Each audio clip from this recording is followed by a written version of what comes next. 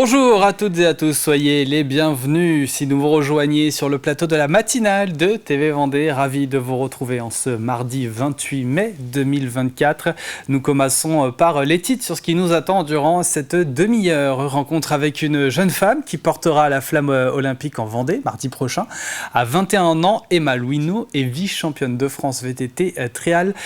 Portrait à découvrir en début de JT. Nous reviendrons également sur le 70e anniversaire du Vendée Poiré Survie Football. Quelques chiffres à vous donner également concernant le nombre d'embauches que les entreprises projettent pour 2024. Les entreprises vendéennes, les emplois saisonniers occupent comme toujours la part la plus importante dans le total. Ou encore de Marine Grosjean, propriétaire d'une maison infestée de champignons à Moutier-les-Mauffais. Une association lui vient en aide. Il y aura le plus de l'info à suivre, la chronique Asso et l'extrait, c'est celui de Backstage. On n'oublie pas le jeu avec la question en toute fin de demi-heure et son indice. Le deuxième pour vous aider. 2 entrées sont à remporter cette semaine pour le Zoo des Sables et découvrir son parc entre amis ou en famille. 2 gagnants qui seront tirés au sort vendredi en milieu de journée. Mais avant tout ça, faisons un point météo avec des nuages bien présents encore une fois dès ce début de journée en Vendée. Ces derniers ne laissent pas ou très peu de place aux éclaircies, notamment dans le nord du département. Il fait ce matin en moyenne de 12 à 15 degrés, ça remonte légèrement par endroits. Pas de changement pour l'après-midi avec une dominance de nuages, le tout avec un léger vent de sud-ouest et comme hier, il fera 17 degrés au plus doux, c'est un petit peu juste pour la saison. Les marées maintenant avec une pleine mer à 8h37 puis à 21h11, la basse mer entre les deux en milieu d'après-midi à 14h47, coefficient de marée 65-62. Regardons maintenant la carte des marchés pour cette journée de mardi. Vous pouvez vous rendre aujourd'hui à Saint-Laurent-sur-Sèvre, Dompierre-sur-Yon ou encore la Bruffière. Un peu plus dans le sud, comme vous pouvez le voir, nous avons celui de Talmont-Saint-Hilaire ou encore les Sables d'Olonne. Nous sommes le mardi 28 mai 2024 et le 28 mai, nous souhaitons une bonne fête aux Guilhem, Mina et Germain. Une journée mondiale consacrée à l'hygiène menstruelle. Alors pourquoi ce jour ? Eh bien, ce choix a été effectué en pensant à la durée moyenne d'un cycle. Le mois de mai est quant à lui le 5e de l'année, soit le nombre de jours moyens de la durée des règles. Journée d'action pour la santé des femmes également. Anniversaire de la 72e Miss France, Sylvie Tellier, elle a 46 ans. C'est aussi celui de l'animateur Gaël Le Forestier qui lui a 49 ans. Coup d'œil vers le ciel pour vous dire que le soleil va se coucher ce soir à 21h47. On est complet pour les infos pratiques, c'est le moment de passer au journal.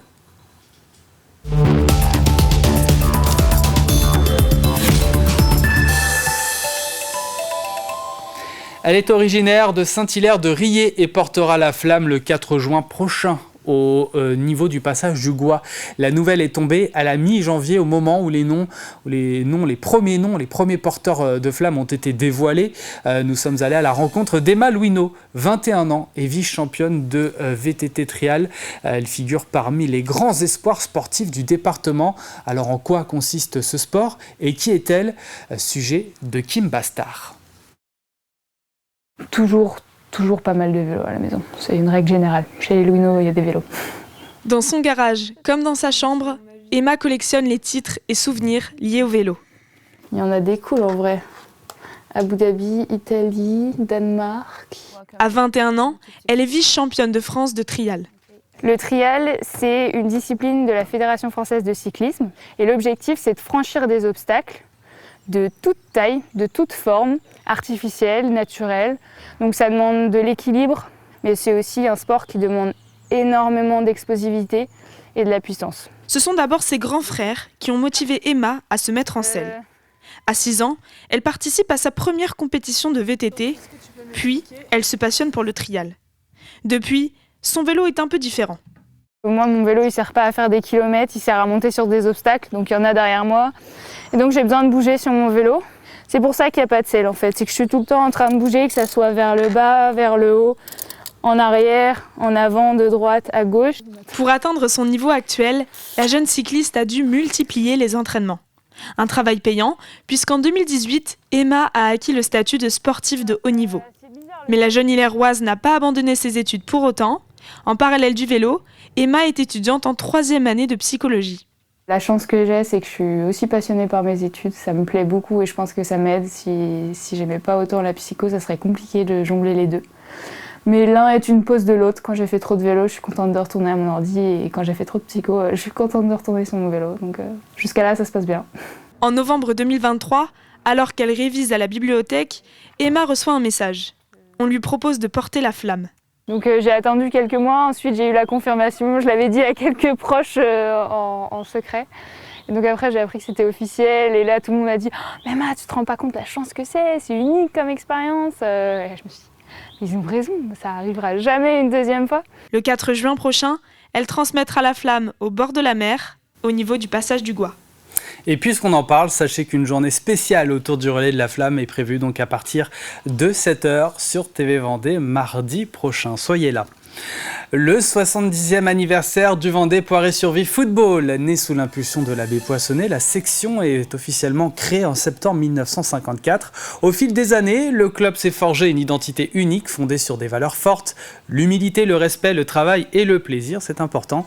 Et pour marquer cet événement spécial, une série d'activités a été proposée samedi dernier. Match de gala féminin, masculin, démonstration de football freestyle, apéro-concert, repas ou encore soirée dansante. Un moment convivial où des anciens ont été aperçus. Jean-Yves Cougnaud, le président du Vendée Poiré-sur-Vie Football. Je viens de croiser justement celui qui a créé le club en 1954, et Léon Letard. Et donc voilà, on a échangé ensemble. Il m'a rappelé voilà, toute la création du club. Et c'est des moments très sympas. On a l'occasion de croiser lors de cette journée toutes les légendes du club qui ont fait le club à différents niveaux, que ce soit des années 50, 60, 70, 80, 90, 2000 et 2014. Nous, on est juste de passage et c'est un moment très festif et très sympa en tout cas. Et quoi de mieux pour fêter ce bel âge? Pour rappel, le club du Poiré a terminé premier de son groupe en National 3 et accède dès la saison prochaine à l'échelon supérieur, la National 2. Pour la 5e fois consécutive, les entreprises vendéennes projettent d'effectuer plus de 40 000 embauches. 40 726 plus précisément pour cette année 2024 d'après France Travail. Les données ont été récoltées auprès de 17 700 entreprises entre octobre et décembre 2023. 34,2% des établissements se déclarent ainsi prêts à embaucher, un retrait de 5,3 points par rapport à l'année précédente. Un peu plus de la moitié des recrutements sont permanents. Les emplois saisonniers occupent comme toujours une part prépondérante dans le total. En raison de l'effet littoral, les bassins des Sables d'Olonne et de Challans sont les plus concernés. Le point sur les derniers chiffres, sur les différents chiffres avec Aurélie Baudet, directrice territoriale France Travail Vendée, au micro de notre journaliste Simon Filippo. Je me trouve aux côtés de Aurélie Baudet, directrice territoriale Vendée pour France Travail. France Travail qui vient de rendre une enquête qui est menée tous les ans pour connaître le nombre potentiel d'emplois disponibles en 2024. Il y en aura près de 40 000, c'est bien cela ? C'est bien ça, une année avec encore de fortes intentions de recrutement pour les entreprises vendéennes. On estime à 40 700 recrutements possibles l'année 2024. Avec des secteurs qui sont toujours sous tension, notamment le secteur géographique, l'est du département, le bassin notamment des herbiers de Montaigu qui est toujours sous forte tension en termes de demande d'emploi, à la fois demande d'emploi et recherche par les employeurs. Oui, on recherche de nombreux salariés sur la zone des herbiers. Au niveau régional, c'est la deuxième zone où on estime qu'il y aura le plus de difficultés de recrutement. On n'est pas totalement surpris. Aujourd'hui, la zone des herbiers Montaigu, c'est un taux de chômage de 3,5%. Il est très bas. Toutes les entreprises sont en tension et recherchent du personnel. Alors sur ces 40 000 emplois qui seraient potentiellement disponibles en 2024, près de 18 000 sont des emplois saisonniers, notamment sur la côte vendéenne, bien évidemment. Et oui, là, on parle des saisons qui arrivent. On a beaucoup de camping, on a de l'hôtellerie-restauration. Donc des métiers comme cuisinier, serveur, hôtesse d'accueil sont des métiers en tension, mais plutôt sur des contrats saisonniers. On remarque aussi une légère baisse sur ce nombre d'emplois. On parle de près de 40 000, c'est je crois moins 5% par rapport à 2023. Comment est-ce qu'on explique justement cette légère baisse du nombre d'emplois potentiellement disponibles sur le territoire du département ? Il ne faut pas oublier qu'on est là sur du déclaratif. Il y a sans doute une certaine prudence des entreprises sur leurs intentions de recrutement en 2024. Tout ça reste à confirmer en fonction des recrutements effectifs. Merci beaucoup pour toutes vos réponses. Pour information, 17 000 entreprises ont été contactées, 4 300 ont répondu à cette enquête menée donc par France Travail. En 2023, Marine Grosjean a acheté une maison à Moutier-les-Mauffais. Après 2 visites, en y retournant, une fois celle-ci achetée, elle se rend compte que l'habitation avait été maquillée pour la vente et est en fait infestée de champignons. Depuis 1 an, Marine vit un cauchemar et essaie de faire casser la vente, la maison étant inhabitable. On l'écoute. Je n'ai jamais habité dans cette maison, je n'ai jamais pu y déposer un seul meuble. Et c'est très compliqué. L'histoire a commencé lorsque j'ai demandé déjà à mon avocate de poursuivre en justice les personnes responsables. Et actuellement, il y a eu une expertise avec mon expert immobilier et plusieurs audiences, ainsi qu'une expertise judiciaire. Et donc, c'est en attente d'un pré-rapport. Elle se fait donc aider par une jeune association, l'association d'aide aux victimes de la mérule et des champignons lignivores, présidée par Frédéric Fouchard. L'histoire de Marine, elle est comme toutes les autres, très touchante, parce que les gens qui sont victimes de la mérule, ils ont toujours le même sentiment, c'est le sentiment d'abandon. Abandonné par sa compagnie d'assurance qui ne prend jamais en charge les conséquences de la mérule, abandonné par les pouvoirs publics, parce qu'on a beau contacter tout le monde, finalement personne ne met vraiment l'énergie qu'il faut sur ce dossier. Et je vous dis, ce qui prévaut, c'est ce sentiment d'abandon que nous-mêmes, à l'époque où on a été victimes de la mérule, avons aussi connu.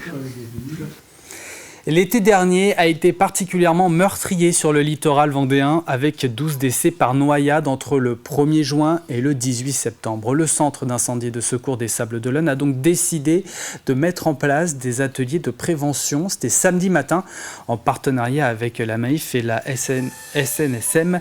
Cette matinée a également permis aux sapeurs-pompiers de parler d'une activité qui peut paraître anodine mais se révéler très dangereuse, l'ensablement volontaire. On met l'accent sur l'ensablement volontaire puisqu'on a été confronté plusieurs fois à des phénomènes d'ensablement et puis il y a environ 5 ans, on a eu un phénomène tragique où une personne est décédée et nos sauveteurs n'ont pas été en capacité d'agir. Et du coup, on s'est mis en action et quelques sauveteurs chez nous ont mis en place une technique qui va permettre d'extraire les gens du milieu. Mais la solution la plus simple pour éviter l'accident, c'est de ne pas s'ensabler. Et donc nous, on préconise aux gens, vraiment, lorsqu'on voit quelqu'un qui s'ensable, il faut expliquer aux gens que c'est dangereux. Et le 19 avril dernier, les sapeurs-pompiers de Vendée ont été appelés pour secourir un jeune garçon de 13 ans piégé dans le trou qu'il avait lui-même creusé. C'était aussi l'occasion de rappeler des règles de bonne conduite comme de tenir compte de sa condition physique ou de se baigner sur des plages surveillées. Et puis, Longeville-sur-Mer a accueilli ce week-end la 72e Assemblée Générale de l'association Philapostel. Sur place, les membres des 25 associations régionales de collectionneurs de timbres présentaient leurs travaux dans le cadre du championnat interrégional de philatélie. Cette étape a permis à 15 gagnants de rejoindre le championnat national, mais c'était aussi l'occasion pour ces passionnés d'obtenir un timbre à l'image de la commune, spécialement pensé pour l'occasion. Nous avons une vignette postale exclusive qui sera en vente uniquement pendant 2 jours, représentant la commune de Longeville-sur-Mer, et dessinée par le dessinateur sablais Paul Pinault, qui a donc représenté sur la vignette son petit personnage Alban de Merlu. Il y a des collectionneurs de ces vignettes, qui s'appellent des vignettes LISA, libre service affranchissement. Il y en a une dizaine dans l'année qui sont émises par la Poste, donc c'est tout à fait officiel.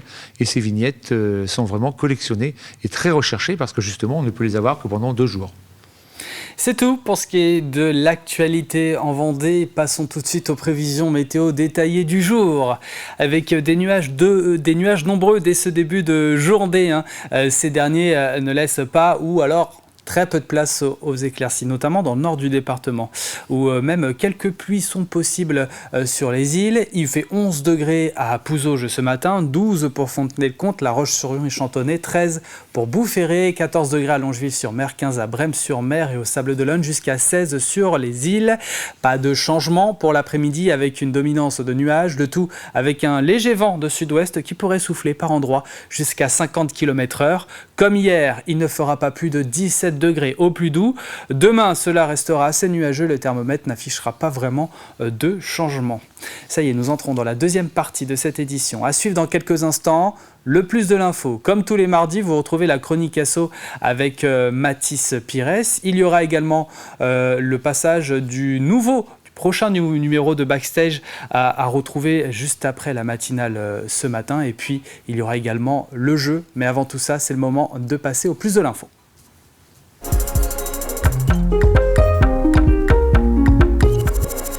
Et on en a parlé hier, nous avons battu des records. Un bon nombre d'exploitants agricoles n'ont quasiment pas pu travailler. En cause, les intempéries. 1200 mm d'eau sont tombés depuis le mois d'octobre jusqu'à aujourd'hui. La moyenne est de 700 normalement sur cette période.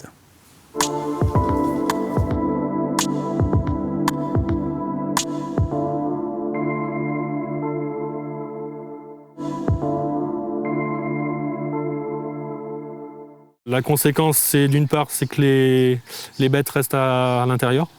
Donc on est dans l'impossibilité de les sortir au champ. Donc là, on voit une prairie où les vaches sont sorties qu'une seule journée. Donc on peut constater les dégâts facilement. On a été obligé de les re-rentrer. Donc ça, la conséquence, c'est plus de consommation de paille et d'aliments pour les animaux. Sachant que...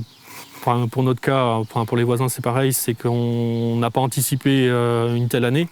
Donc les stocks diminuent fortement et on va être dans l'obligation pour notre cas à nous, d'acheter de la paille, sachant qu'on était autonome en paille. On a été dans l'impossibilité de semer tout d'abord nos céréales d'hiver à l'automne.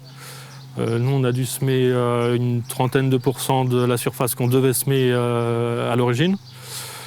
Sachant que l'état sanitaire des cultures semées à l'automne est très mauvais, entre les viroses et les maladies.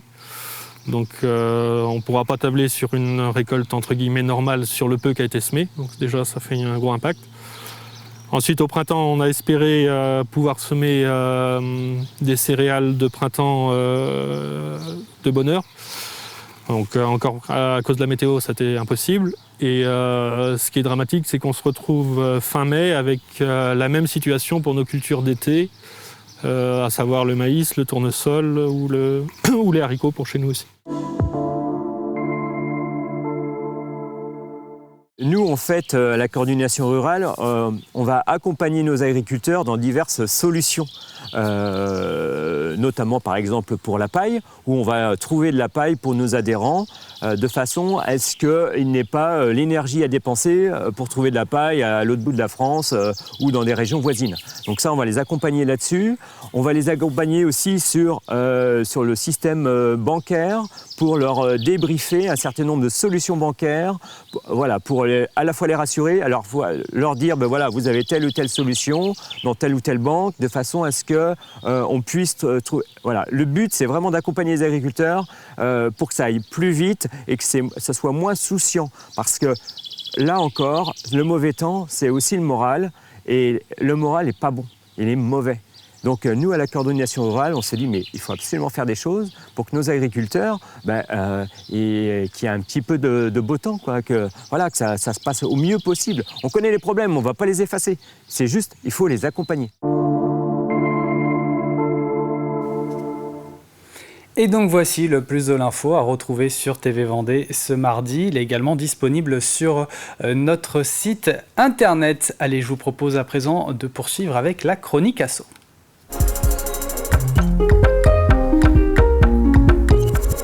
Dans le coup de pouce aux assos de ce mardi 28 mai, nous retrouvons Mathis Pires. Notre journaliste a pu s'entretenir avec Delphine et Annie d'Attitude Vallée de Lyon. L'association a quelques actualités prochainement. Bonjour à toutes et à tous, bienvenue dans cette nouvelle chronique asso. Aujourd'hui, je suis allé à la rencontre de Delphine et Annie. Elles font toutes les deux partie de l'association Attitude Vallée de Lyon et elles organisent très prochainement un événement. Mais avant de parler de cet événement, présentez-moi votre association, Annie. Alors, Attitude Vallée de Lyon est une ancienne association qui date de 2010. Et grâce à elle, on peut pratiquer le Qigong ici, au tablier. Qigong, pratique énergétique chinoise qui permet de laisser circuler l'énergie qui est en nous et de développer énormément de bien-être et de confort articulaire et autres. Et cette année, en fin d'année, là, cet été, on a émis le souhait d'accompagner Delphine dans une manifestation qui s'appelle les Arteliers du Tablier, qui va se dérouler ici au Tablier, où on va mener l'art et le bien-être pour le bien de tous. Alors justement, n'en dites pas trop, Delphine, vous allez développer justement ce point-là sur cet événement. Présentez-moi cet événement qui mêle l'art et le bien-être. L'art et le bien-être, en fait, ce sont des choses que j'expérimente personnellement depuis quelques années et j'en ai découvert plus profondément récemment plusieurs bienfaits, notamment sur l'art, par exemple. L'idée, c'est d'exposer des artistes peintres, des sculpteurs, des gens qui ont des choses à dire à travers leur art. Et aussi dans la pratique, en fait, les ateliers viennent pour ça, au niveau de l'art, parce qu'il y aura mandala, il y aura jeu de peindre, il y aura pour ce côté artistique, en fait. Et donc il y aura une multitude d'activités à expérimenter avec le public. Et justement, vous me l'avez dit tout à l'heure, le public pourra participer à un maximum d'activités. Exactement, c'est tout à fait le but de cette manifestation. Et on a impliqué les artistes et les intervenants pour qu'ils créent eux-mêmes un atelier participatif où les visiteurs vont pouvoir s'y inscrire et pratiquer eux-mêmes la peinture, le yoga, le mandala, la sculpture aussi. Il y aura un sculpteur sur bois qui va permettre aux enfants de pratiquer, de faire leur sculpture. Voilà, donc c'est vraiment le but, de permettre aux gens qui vont venir de pratiquer. Bon, et bien maintenant, le message, j'espère qu'il est passé. Si vous êtes intéressé, n'hésitez pas. Je vous mets toutes les informations en bas de l'écran. La chronique asso est terminée. On se retrouve la semaine prochaine. Et vous avez maintenant toutes les informations nécessaires pour aider cette association. Restez avec nous, le jeu arrive dans quelques instants. Mais avant, c'est parti pour l'extrait du jour.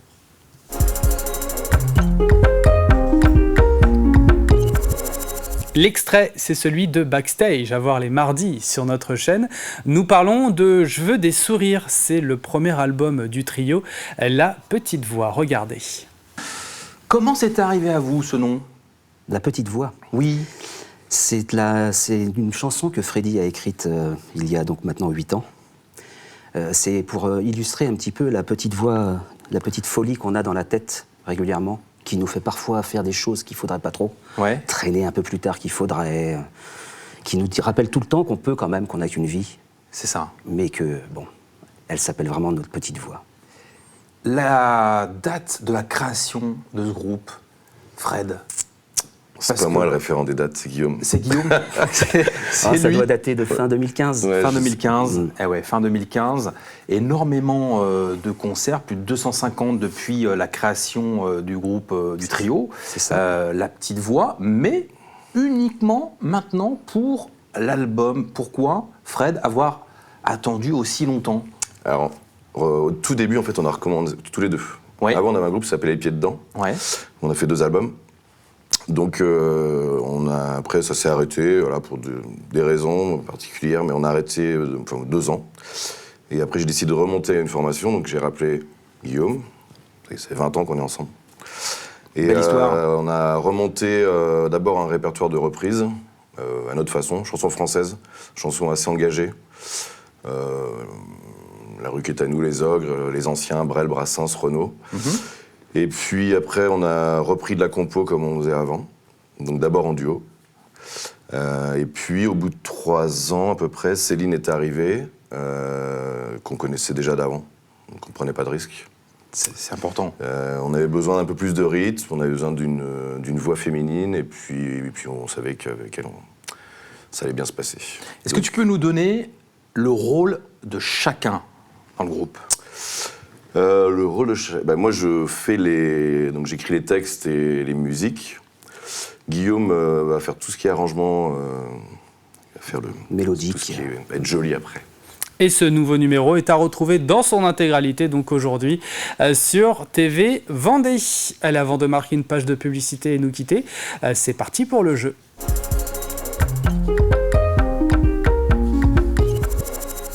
Cette semaine, nous vous offrons avec le Zoo des Sables vos entrées pour découvrir son parc. Ce sont 2 entrées donc qui sont à remporter pour 2 d'entre vous. Tirage au sort vendredi. Mais ce genre de lot, vous le savez, se mérite. Il faut répondre correctement à cette question. La voici. Dans quelle commune un nouveau cinéma va voir le jour en juin? Voici le deuxième indice. Le relais de la flamme olympique y fera étape. Si vous avez la réponse, eh bien vous allez sur notre site internet tvvendée.fr pour participer. Bonne chance à toutes et à tous. C'est la fin de cette matinale. Merci de l'avoir suivi. Prochain rendez-vous avec l'info, ce sera à 12h30 avec Julie Morini. Passez une excellente journée sur TV Vendée.